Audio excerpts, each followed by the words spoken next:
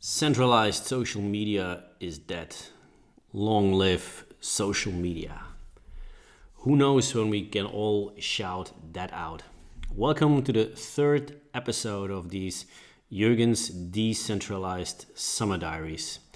My name is Jürgen Moors, and for those who just tuned in, I used the summer to create 4 podcast episodes all about social media and the future of it. For those who just tuned in, also let's recap what we just went through in episode 1 and 2 before we actually start with this episode 3. In episode 1, we talked a little bit about the present state of centralized social media and some of the less attractive sides of that model. And in episode 2, I focused on the path towards decentralization of social media that is unfolding right now and the 2 potential directions that we can witness.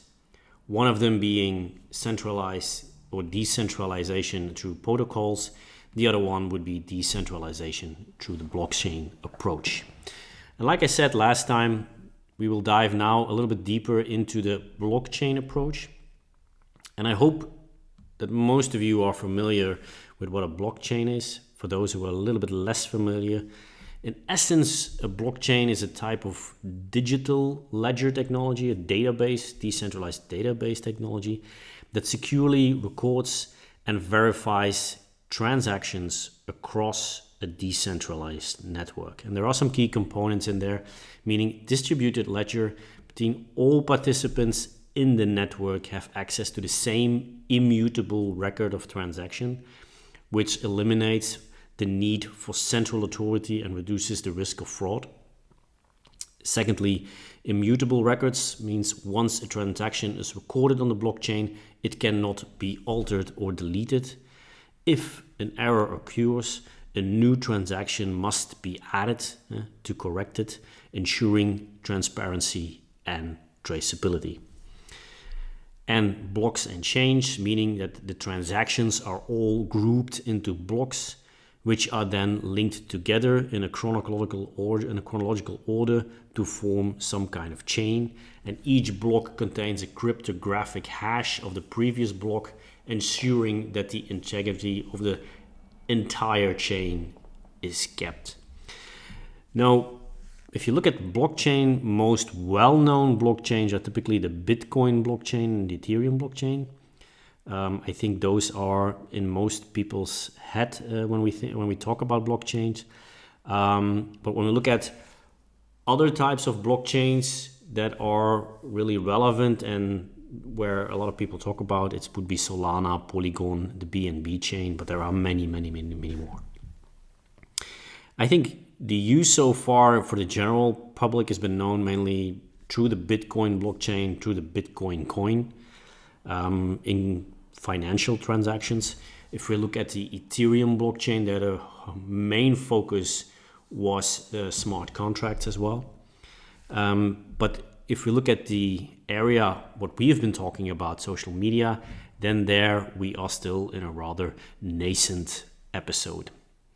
Now, a lot of the disadvantages I firstly talked about in the first episode with the present model of centralized social media are basically tackled if you are going towards a decentralized approach using the blockchain. And that's very simple because it's inherent to the blockchain technology. If you remember, we referred to the ownership of your profile and your social graph, which was more with the tech companies than with yourself. In a blockchain, it is very clear who is the owner. You have your encrypted wallet, and in there you can store your social graph. You can determine also what kind of information you would release and what kind of information not. And if you ever post something in a decentralized blockchain-based network, it is also very clear who made this post, when it was posted, and it would be also directly linked to your profile, meaning you would also remain the owner of that post as long as the blockchain you use is public. If you use a private blockchain, there you have to make sure that it is described in the settings of the blockchain, but as long as you use a public one, you remain the owner. The act of censorship, right now, some central tech companies determine what can be published and what not. A blockchain, like I said before in the small definition, is an immutable ledger. So removing posts and comments can only be done if you use centralized transactions, but it also needs to be very clear. It will be harder to apply certain rules or guidelines that are just written from a very high level, but can be then applied as how the technology companies want to apply them right now. We live the power of the algorithm. This is heavily or completely reduced if you want to, because you can decide your own algorithm. You can choose what you want to see, what you don't want to see. You can even prioritize it. So basically, you are no longer part of an algorithm, but you can make sure that your own algorithm works the way that you want it. From a creator point of view, you will also be more in charge of what you have, about your posts, about your profile, about the community that you build, and you can also monetize on that. And you will no longer be obliged to share the majority of the profits basically with another platform owner, like we see right now in the present centralized social media. Now, because a lot of this solution is inherent to this technology, this is one of the reasons why I personally favor the blockchain approach in comparison to the protocol approach, where all of these things have to be programmed in, and the other approach that we discussed last time. So that's why I also continue now in this blockchain approach. And now if you look at the social media space in the blockchain, then you can also again make a division between two types of players. You have the social media that realize their decentralization by building their application, or decentralized application, their dApp, so-called, on existing public blockchains. For instance, you have the social media apps of Pipeth, Authenticity, Minds. These are all examples of decentralized social media dApps based on top of the Ethereum blockchain. There are some more, but you can look it up on the internet. If we look at the second approach, here you have social media that are built on their own dedicated blockchain. An example there is, for instance, the Steemit app, which was built on the Steem blockchain. And it's my personal favorite, the DeSo apps, with, for instance, the Diamond app, which was built on the DeSo blockchain. Now, what is the difference? Now, why would one be better than another one? Now, if you build your existing blockchain or your existing apps and you build this on a public blockchain, then of course you can benefit from the huge user base, fan base, infrastructure that is already out there. Like the ones that were built on the Ethereum blockchain, of course they can use the fan base, the user base, and the infrastructure that has already been built up for the Ethereum blockchain. And once when you have an account on Ethereum, chances are that you can easily assess also or access also the apps for social media. Now, if you look at the Ethereum blockchain, one of the main reasons it was designed was to also create or make it able to use smart contracts. It's something very typical for the blockchain, but it was designed from that point of view. It was not designed from a social media point of view. And that is where the big difference is, because if you look at what is social media, these days social media are, for instance, pictures, but more and more audio, video, short clips, longer clips. This is what we post as people a whole lot on social media. Now, if you bring this onto, for instance, a social media app that is linked to the Ethereum blockchain, you are also limited by the storage capacity of that blockchain. And also you have to pay, in this case, the fees or the gas fees linked to the Ethereum blockchain to make sure that your picture or your video is actually stored on the Ethereum blockchain.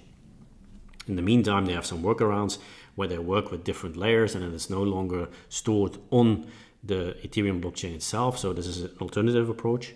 but you still remain linked to some of the gas fees and some of the disadvantages, what you typically see, and why a lot of the blockchain technology was for a long time under heavy discussion.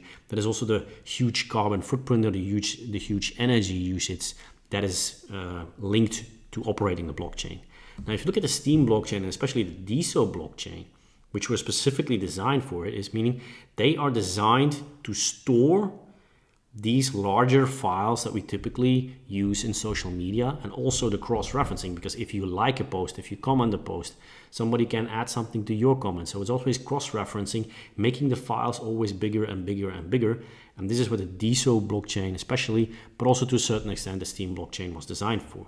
And just to give you a comparison, if you look at the storage costs of a 200 character tweet, then on the DeSo blockchain, it would be 0.5 times 0 and then a $2. If you compare that with doing the same thing on the Ethereum blockchain, it would cost you about $78.75. Solana is somewhere at $0.27 as a cost. But if you see how many we post as people in the social media, your cost might be running really high over the course of time. The same thing, or the same comparison, if you look from I want to store 1 gigabyte on a chain, then that will cost you $80 for this 1 gigabyte on the DeSo blockchain. On the Avalanche blockchain, for instance, it will almost cost you $1,000. And on the Ethereum blockchain, it will cost you a couple of $1 million. And that is why I say I'm really a fan of the blockchain approach, because inherently in the technology there are a lot of examples and a lot of benefits in there. And second thing is I am there also for social media native blockchains, because they solve a lot of the problems that we see with the blockchain in general, especially when we focus on social media. Now, this brings me to the DeSo blockchain, which basically not just based on the structure and the solution itself, but also the philosophy behind it, is what specifically talks to me, meaning it is called also the social layer of. Now, if you look and focus a little bit more on the DeSo blockchain, in comparison to the traditional social media, then based on their philosophy and based on the way it is constructed, it again solves a lot of the different topics that we discussed before. Like I said, number one is of course a decentralization, where unlike traditional social media platforms that are controlled by centralized entities, DeSo aims to distribute control among its users. This reduces the risk for censorship and it promotes the freedom of expression. The user ownership. DeSo allows the users to own their own data and content. This means that the users have control over their personal information and how to use it. Transparency. By leveraging blockchain technology, DeSo ensures also that transaction activities, they're all transparent and verifiable. And this builds trust among the users and again reduces also the potential risk of manipulation. The fourth topic is incentivization, and the DeSo network has its own native cryptocurrency, like the Bitcoin blockchain has the native Bitcoin, the DeSo blockchain has the DeSo, which incentivizes participation and contribution, and users can earn or buy DeSo tokens for creating content, engaging with each other, and supporting the network. And then you have the last part, interoperability, and there also DeSo aims to be or to create a unified ecosystem where all different kind of social media applications can interact seamlessly. And that fosters innovation and allows them also to have a more diverse range of services. Now, just to give you one example how it works, one of the aspects of the DeSo blockchain is that when you like a post, you can like it like you do, for instance, on Facebook with a thumbs up or with a smiley. But you can also award them a certain amount of diamonds. And these diamonds always represent a certain amount of DeSo. 1 diamond is, for instance, 1/10 of a DeSo. 2 diamonds is also 1/10 of a DeSo, but a little bit more. But if you go to, let's say, 10 diamonds, it can easily be a couple of DeSo that you reward to this person, meaning to reward somebody for very good content. You can use the diamond system, and this person can actually make a living out of it. It is also more stimulating in that way than just receiving the likes. Even if you don't have any comment, in this case you would get paid for it, but even without actually getting a comment. The comment is not necessarily, where in the centralized approach you always are looking for the interaction to make sure that you're liked by the algorithm. You don't have this problem here, as we already discussed. Now, if you look at the DeSo ecosystem, like I said, it is still rather nascent, but it is not small as well. And you look at the overview of the present system, then you see that already a number of decentralized applications, or dApps, are working and focusing on certain aspects of social media. Yeah, like I mentioned already, the Diamond app. We can also call it the decentralized version of Twitter, where creators and communities can engage with each other, and where you can, via the diamonds, for instance, earn also certain amount of DeSo. Open Fund is typically a Web3 social fundraising platform for your own projects, for your communities, or for new developments. The Social World is also a global decentralized social network available, but this also immediately, where Diamond, for instance, is focused on just the native, and when I put something in Dutch and somebody else puts something in French and another person in English, and we don't speak those languages, we have a hard time understanding it. The big advantage of the Social World is it takes almost the same data, does to a certain extent the same thing, but also brings everything in your native language. And this is kind of unique in that area. Then we have Musai, which is the decentralized Spotify, where you can upload your music, where you can put down podcasts, even videos. Then we have the DeSo wallet, and the DeSo wallet is basically your social wallet for managing your DeSo, whether you buy or create NFTs and sell them, whether you have creator coins, yes or no, whether you have tokens, whether you have your identity and social graph. It is all stored in your own personal DeSo wallet. Then we have the app Pearl, where we more and more similar to a decentralized form of Instagram. Story dApp, which is a decentralized form of TikTok or Snapchat. Then we have Circles, which is a decentralized medium where you can do ad-free blogging, but this blogging is not necessarily only written. It can also be in the form of a podcast. It can be in the form of a video. It can be anything. Entree, which is more the decentralized version of LinkedIn for professional networking. And the last example that I throw in is VibeHut, which is a decentralized Google Meet to interacting, to have video calls as well. These are just about 11 dApps that I mentioned to make the comparison to what we know right now in the centralized social media, but there are many, many more on the DeSo blockchain. If you need more information, I just urge you to look at deso.com, because there you will see many more apps or dApps that will be available, and also what you're looking for. Now, honesty is part of this podcast. So if you look at the early stage where we're in, and if you look at the dApps that I just mentioned, then you see a lot of copycat behavior in the applications right now. We try to copycat the Twitter, we try to copycat, for instance, also LinkedIn. We try to copycat many of the social media that are there. And I think as a start, this is okay, because it shows the potential of the decentralized approach on the one hand side, but also it makes people getting used to working with the blockchain, because it's still a little bit different than we are used to in our Web 2 environment where we are living right now. But over time, we need, of course, dApps, decentralized applications for social media that are different, that are bringing something additionally. And one of them that we have been waiting for is the launch of the Focus app, and this will be on September 17, especially if the date holds.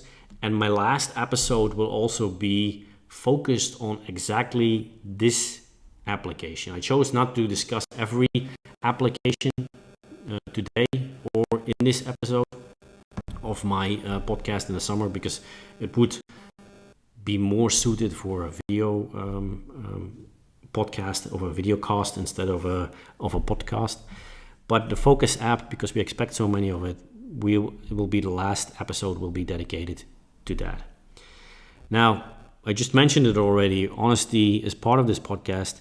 So before I leave you, there's something that I also want to pinpoint out, and that's that the DeSo chain in itself has run in the last month and a half into a little bit of turbulent water. And the main reason for that is an SEC investigation in the United States into its founder, Nader Al-Naji, in regard to fraud with one of his earlier crypto projects, BitCloud. Although both are not immediately tied, but there's always some kind of connection, the present climate around DeSo is a little bit or far more challenging than, let's say, what it was 6 months ago. And the second thing why there is a little bit more turbulence these days is also because the Focus app that I was just referring to, which will be the topic of our last episode, was shifted a couple of times, or the launch was shifted a couple of times. Originally it was in June, then it was the middle of the summer, and basically now we're in the middle of September. So we hope it stays there, because otherwise it might be that we also have to postpone our 4th episode like that. But in general, I think that those turbulences, and especially also in the crypto environment, are nothing abnormal. When it comes with something innovative, there are always hurdles. We always cross new barriers. We always have to discover what's the balance when we add something new. And in the end, only time will tell where we will end up. In the beginning, Bitcoin was also by many seen as the devil and had to be exterminated. In the meanwhile, I think it conquered itself a place where it will be hard to demolish the Bitcoin in itself. So with that, I would like to close off for today. Next time, like I said, I hope we will hear you and you will hear me by the end of September to finalize this podcast series of Jürgen's Decentralized Summer Diaries. We will focus more on the DeSo blockchain. We'll focus more on the Focus app that normally by then should be running around 2 weeks. And I hope that you will also take your time to listen to me at that moment for the last episode of this podcast series. Thank you very much, and I hope to hear you then. Bye-bye.